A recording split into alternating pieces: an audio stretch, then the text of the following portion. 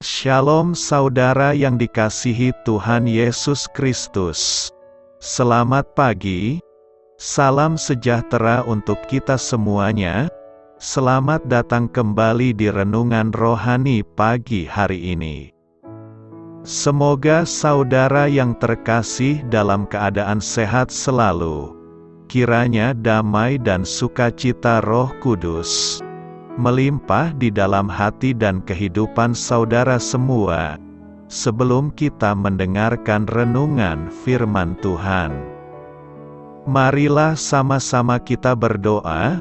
Bapa kami di dalam kerajaan sorga, Bapa yang kami muliakan di dalam nama Tuhan Yesus Kristus, kami mengucap syukur Bapa. Oleh karena perlindungan-Mu di sepanjang malam hingga pagi hari ini, kami boleh bangun dengan tubuh yang sehat, kuat, dan diberkati Tuhan. Pada pagi hari ini Bapa, kami mau mendengarkan firman-Mu. Berbicaralah ya Bapa, jamah hati kami, berikan kami pengertian untuk dapat memahami firman-Mu, dan dapat kami lakukan di sepanjang kehidupan kami.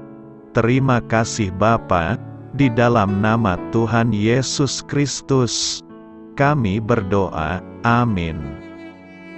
Sahabat suara kasih, ayat pembacaan Alkitab kita hari ini terambil dari Kolose 3 ayat yang ke-14 sampai 17. Kolose 3 ayat 14 sampai 17. Dan di atas semuanya itu, kenakanlah kasih, sebagai pengikat yang mempersatukan dan menyempurnakan. Hendaklah damai sejahtera Kristus memerintah dalam hatimu, karena untuk itulah kamu telah dipanggil menjadi satu tubuh.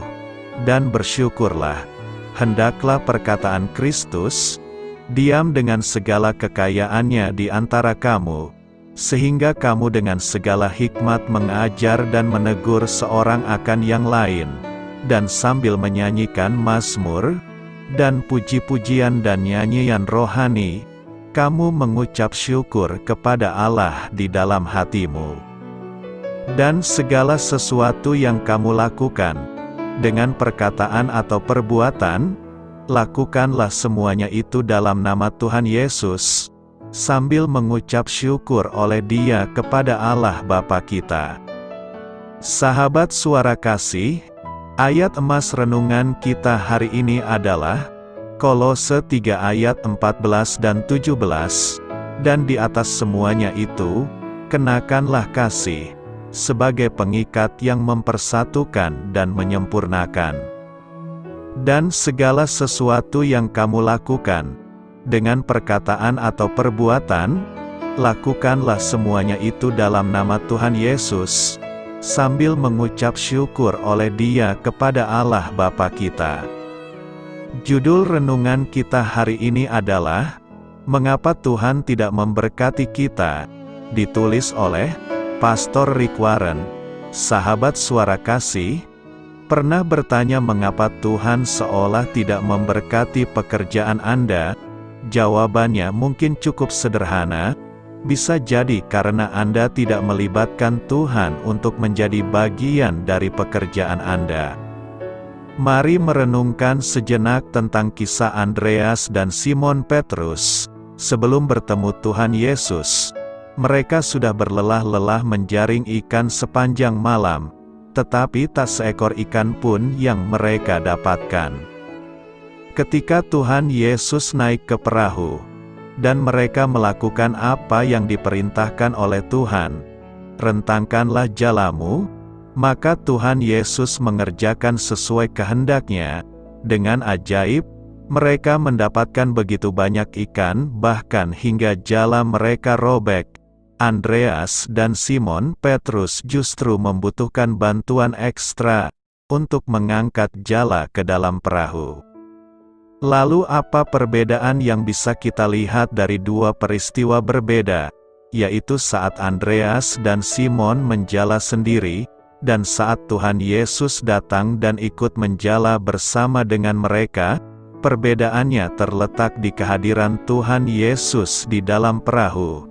Tuhan Yesus mengubah situasi. Mereka tidak lagi memancing tanpa hasil, tetapi memancing dengan hasil yang berkelimpahan. Jadi apa yang Anda sedang lakukan hari-hari ini? Apakah Anda merasa jika pekerjaan itu tidak menghasilkan? Mungkin Anda perlu mengundang Tuhan untuk menjadi bagian dari pekerjaan itu. Ini tidak bicara tentang keselamatan, tetapi kehidupan setelah keselamatan, supaya Tuhan terus bekerja dalam hidup Anda yang sudah diselamatkan. Anda perlu terus-menerus melibatkan Dia dalam hidup Anda, termasuk dalam pekerjaan Anda. Anda perlu mendedikasikan pekerjaan, bisnis, usaha atau karir Anda untuk Tuhan. Saat Andreas dan Simon melakukan perintah Tuhan Yesus, Tuhan memberi mereka ikan yang melimpah. Sesuatu yang sama sekali di luar dari apa yang mereka pikirkan. Bagaimana mungkin mereka mengalami kelimpahan? Karena mereka membiarkan Tuhan Yesus memakai perahu mereka sebagai alat untuk pelayanannya. Sahabat Suara Kasih, jangan berdoa supaya Tuhan memberi Anda kesuksesan. Dengan itu Anda akan melayani Dia lewat kesuksesan Anda, tetapi berdoalah sebaliknya. Jujurlah berkata, Tuhan, aku gagal dalam karirku, tetapi aku akan memberi Engkau apapun yang aku punya sebagai alat untuk pelayanan-Mu. Saat itulah Tuhan akan melakukan mujizat. Apapun yang Anda harap supaya Tuhan berkati, mulailah dengan menempatkannya di tempat pertama. Itu artinya secara dunia, Anda bukan lagi seseorang yang dikenal berdasarkan pekerjaan Anda seperti guru, akuntan, pengusaha, aktor atau aktris, tetapi sebagai seorang misionaris yang menyamar melalui profesi Anda. Terlepas dari apapun pekerjaan Anda saat ini, Anda adalah seorang misionaris bagi Tuhan. Seperti Kolose 3 ayat 17 mengatakan, dan segala sesuatu yang kamu lakukan dengan perkataan atau perbuatan, lakukanlah semuanya itu dalam nama Tuhan Yesus, sambil mengucap syukur oleh Dia kepada Allah Bapa kita. Kata semuanya di ayat tersebut, berarti segala hal dalam hidup Anda, termasuk pekerjaan Anda. Marilah kita renungkan, mungkin saat ini Anda sedang dalam kebiasaan Anda, yaitu melakukan berbagai macam cara, untuk mengupayakan perubahan dalam karir Anda. Anda mungkin berencana untuk pindah, mencari pekerjaan baru atau mengubah alur pekerjaan Anda. Lakukanlah dengan melibatkan Tuhan, percayakan Tuhan untuk mengendalikan hidup Anda sepenuhnya, dan taatlah melakukan apa yang Dia perintahkan untuk Anda lakukan. Percaya saja, Tuhan akan melakukan mujizat-Nya, sesuatu yang Anda tidak akan pernah pikirkan sebelumnya. Amin. Tuhan Yesus memberkati. Sahabat Suara Kasih, demikianlah renungan firman Tuhan pada pagi hari ini. Semoga menjadi berkat bagi hidup kita, dan sebelum kita memulai segala aktivitas kita di pagi hari ini, marilah kita berdoa. Bapa kami yang di sorga, Bapa, di dalam nama Tuhan Yesus Kristus, terima kasih Bapa, karena Engkau sudah menjadi Allah bagi kami. Kami juga bersyukur Bapa, untuk pertolongan-Mu, penyertaan-Mu, dan atas berkat-Mu di dalam kehidupan kami. Kami berbahagia dan bersyukur Bapa, untuk kebaikan-Mu di pagi hari ini.